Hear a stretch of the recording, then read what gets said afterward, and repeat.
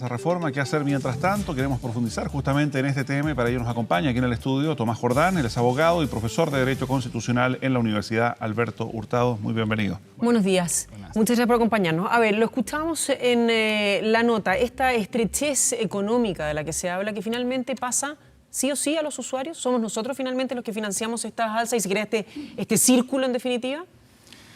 Lo que pasa es que aquí hay que equilibrar dos factores que es muy difícil. Uno, que es la salud como un derecho, y otro es la sostenibilidad financiera del sistema privado, en el fondo. Y eso ha llevado el último tiempo, los últimos 10 años, a que las personas, a partir de tener conciencia que su derecho a la salud se puede ser reclamado judicialmente, básicamente por la alza arbitraria, ha llevado su correlato a que la ISAPRE, en el fondo, tengan que gastar plata en lo que decía el reportaje sobre costas, que en definitiva es una vuelta en círculo, que el precio se lo pasan al usuario, el usuario reclama y después la Corte condena al ISAPRE en costa. Entonces es un círculo un poco de nunca acabar, en el sentido de este equilibrio que no se ha podido establecer entre derecho y sostenibilidad financiera del sistema privado. Ya, pero justamente hablando de los derechos, Sí. existe, ¿no? Consagrado Sí. además por la Constitución, Sí. el derecho a la salud. Sí, lo que pasa es que, curiosamente, ese derecho no es tutelable en los tribunales. Entonces, lo que hacen las personas es tutelarlo por vía del derecho de propiedad, de que sus cláusulas del contrato se mantengan tal cual están. Y frente a la habilitación que la ley le permite al ISAPRE de alzar el plan anualmente, la Corte le dice, ¿sabe qué? Su justificación no cumple el estándar constitucional y, por lo tanto, es arbitraria. Y en eso evita el alza del plan anual, que es lo que lo relata muy bien la nota, que concurren todos los años los tribunales, que en los últimos 10 años pasamos de 6.000 a hoy día 100.000 recursos de protección, evitando el alza. Pero curiosamente, no por vía del derecho a la salud, sino por vía de la propiedad, a que mi contrato se mantenga intocado, por decirlo de alguna manera. Ahora, ¿qué pasa con la fiscalización respecto de estas alzas? Porque, en definitiva, bajo este modelo, mientras no se cambie la ley, como decía Mauricio, Sí. esto continúa y es un Sí. círculo vicioso, maléfico, todas las anteriores. O virtuoso. Bueno, claro, depende de la vereda Lo en que la cual pasa se es mire. que, sí, mire, curiosamente, hoy día nosotros tenemos como 3 vías de judicialización. Está judicializado el GES, que es el auge, el alza del plan, y la tabla de factores. Y esto tiene que ver con lo virtuoso que mirado al revés, es que las personas saben que su salud privada es un derecho y por lo tanto tienen que reclamarlo. Ahora, lo complejo es salir de este embrollo judicial, porque básicamente hay un derecho que acopa a todos los tribunales y que está lleno de juicios, y eso no es sano ni para el sistema privado ni para los tribunales de justicia. En el fondo es una excepción, ¿no? Uno tendría que ir excepcionalmente a un tribunal, no todos los años porque me alzan en plan. Y ayer, justamente el ministro de Salud presentó una indicación al gobierno ante la Comisión de Salud del Senado, proponiendo un INE o una especie de IPC sí. de la salud a cargo del INE, después revisado por un panel de expertos, que pretende en parte resolver este problema del alza, porque esto va ligado a que la propuesta del gobierno lleva a lo que se llama un plan universal de salud, que en el fondo que todos tengamos un mínimo plan común, ¿ok? Y este reajuste, este IPC, iría respecto de esas prestaciones de este plan universal de salud, ¿ok? Ahora bien, si uno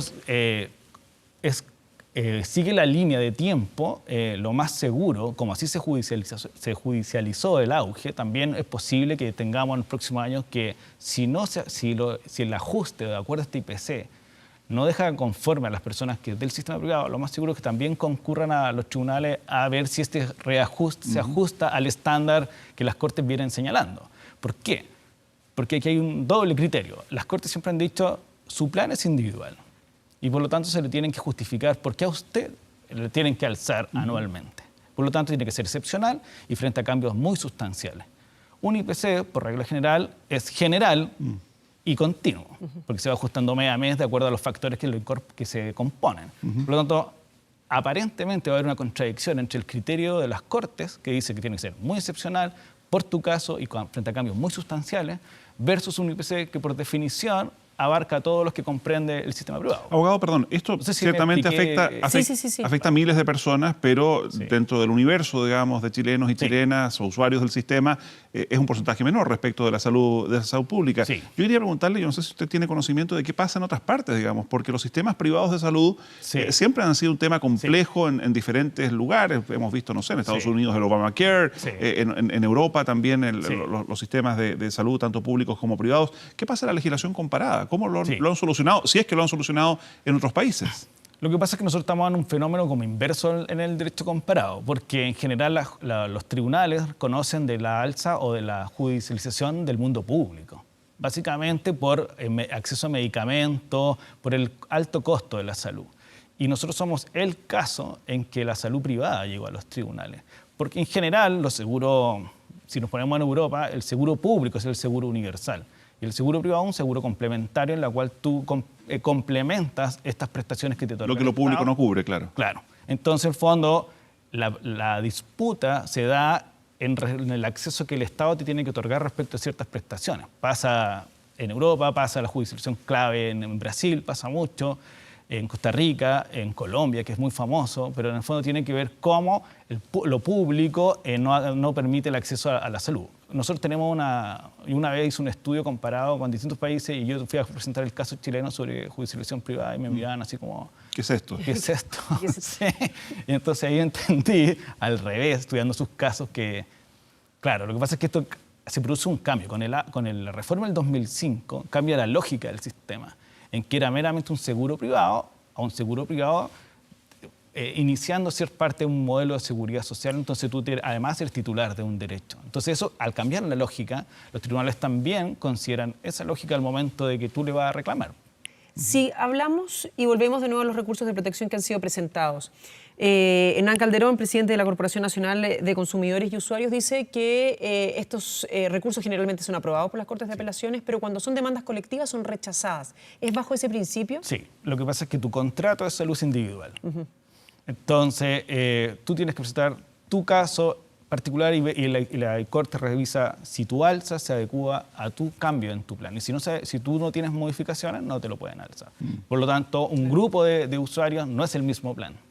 Porque cada plan de nosotros, aunque tengamos la misma, es diferente porque tenemos prestaciones diferentes o hotelería diferente, una clínica diferente. Entonces eso altera el factor final y tu precio es distinto, según si nosotros tenemos una carga o no. Entonces sí, claro, casi todos los planes tienen un valor distinto. Ahora, ¿esto en la práctica está encareciendo el sistema privado de salud? En términos concretos, digamos, porque sí, las ISAPRES han tenido que pagar las costas, digamos, el costo de cada uno de estos casi 100.000 juicios. Sí. Y en ¿es lo que justifica el alza del próximo año? Eso no está claro, porque no está claro por qué, porque nosotros pagamos mensualmente una misma cantidad y la habilitación a reajustarlo, ese es el escenario. No está claro si las ISAPRES, los que no reclaman son más de los que reclaman. Siguen siendo más que los que no reclaman, claro. Claro, ¿en qué sentido? Entonces, al final es un costo del sistémico, por decirlo así. No necesariamente que encarece, sino que al final es un costo de funcionar. Aumenta los costos operativos, básicamente. Y tú recibes menos, pero no necesariamente encarece el sistema. Eso quiero decir que al final su utilidad es menor por pagar costas, pero no necesariamente lleva a que... si no fuera judicialización, se operaría igual. Lo que pasa es que al final, al día de hoy, lo que tú gastas en costas es menos de lo que recibes en utilidad. Ahora, así todo, las ISAPRES siguen teniendo utilidades año tras año. Sí, claro. O sea, sigue siendo para ellos un buen negocio. Sí. Pese a todo esto. ¿Y si nos pusiéramos a reclamar todo? Eso no ha ocurrido. Lo que sí ha ocurrido es que desde 6.000 hace 10 años tenemos 100.000 este año. Por lo tanto, claramente hay dos factores. Uno, que cada vez hay distintos elementos que pasan a los tribunales, que reclaman a las Cortes, y dos, que la conciencia de las personas de reclamar su derecho ha aumentado. Claro, sí, pero eso es lo que voy y lo que me imagino plantea Mauricio, es que si es que nos ponemos a reclamar todos en esta conciencia que va aumentando no solamente en el tema de las ISAPRES, sino que en general, el chileno en general se queda callado, hoy día va a reclamar y está mucho más empoderado. Sí. Si nos ponemos a reclamar todos, entonces los costos del próximo año y las alzas van a ser mucho mayores. Sí, necesariamente. O sea, finalmente lo vamos a pagar siempre nosotros. Es que así funciona el costo, tu plan... siempre lo terminas pagando tú a través de distintos factores que primero está en UF. Después hay una alza por GES, por garantía explícita. Hay una alza por el plan anual. Entonces, al final, todos esos elementos, si nosotros todos reclamásemos, claro, al final del día todo subiría en algún porcentaje porque los costos de administración subirían. Sí, pero por otro lado, si no subieran los planes más que lo que varía la unidad de fomento, o sea, la inflación, no habría recursos de protección. Por lo tanto, no habría costo para las ISAPRES. Exactamente. Por lo tanto, no nos subirían los planes anualmente en el porcentaje que nos sube. Sí, en el evento que, respecto de un ISAPRE, solo el IPC o la UF, en este caso, fuera para ella suficiente para sostener su sistema. Claro, pero es que a lo que voy es que suena muy perverso el hecho de que si yo estoy entregando un servicio y mi servicio no está dejando contento al cliente. El cliente tiene todo el derecho a reclamar. Sí, claro. Reclama y los costos operativos por ese reclamo, yo se los traspaso nuevamente a ellos. O sea, no termina nunca esta historia.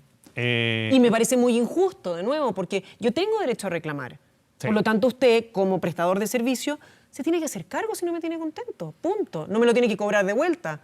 Sí, lo que pasa es que al final del día, vuelvo al comienzo, que son dos lógicas que son diferentes. Una es un seguro privado y otra es un derecho al que tú me estás invocando, es un derecho de protección de salud tuya, versus el derecho al emprendimiento privado. Entonces ese es el problema que se cruzan y que no está resuelto. Por eso cuando el que reclama tiene una contracara que se me encarece y por lo tanto yo tengo que sostenerme financieramente con base a mi afiliado. Y se produce ese ida y vuelta.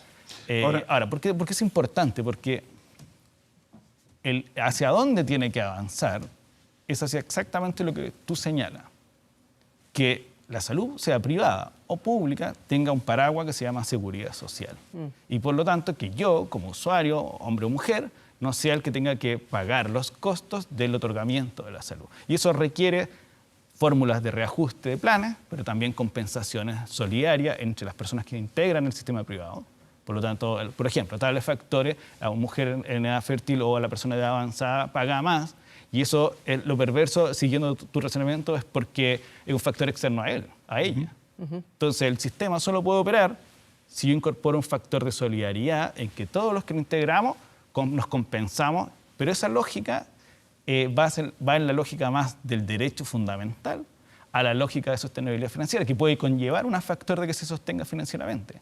Pero el criterio rector deja de ser el seguro privado propiamente tal y pasa a ser el criterio de cómo nosotros como sociedad, en este caso todos los que optamos por un sistema privado, nos compensamos, nos ayudamos entre nosotros, ese es el significado de solidaridad, para que esto se sostenga financieramente y sanitariamente. Ahora, mientras esto no se resuelva, eventualmente mediante una nueva normativa, este círculo vicioso o virtuoso, como uno quiera verlo, se va a mantener.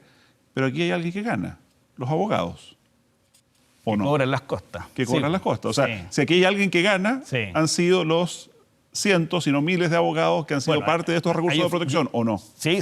Yo para entender el sistema he tramitado 2 o 3 causas de ISAPRE para saber cómo funciona. ¿Cuánto cobra un abogado por un recurso? Que no cobra. Lo que pasa es que se lleva a la costa, que debe ser 80.000 por cada caso. Por cada caso. Multiplíquelo por 100.000. Sí.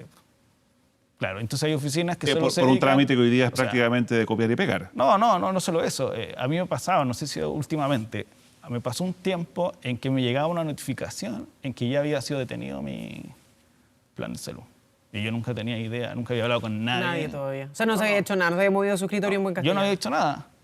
Ni siquiera había leído la carta, por decirlo así, de distraído.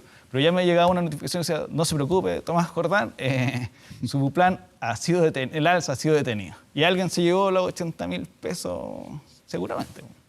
Muy bien, pues profesor, muchísimas gracias por acompañarnos. Gracias, que esté muy bien. Muy buenos días.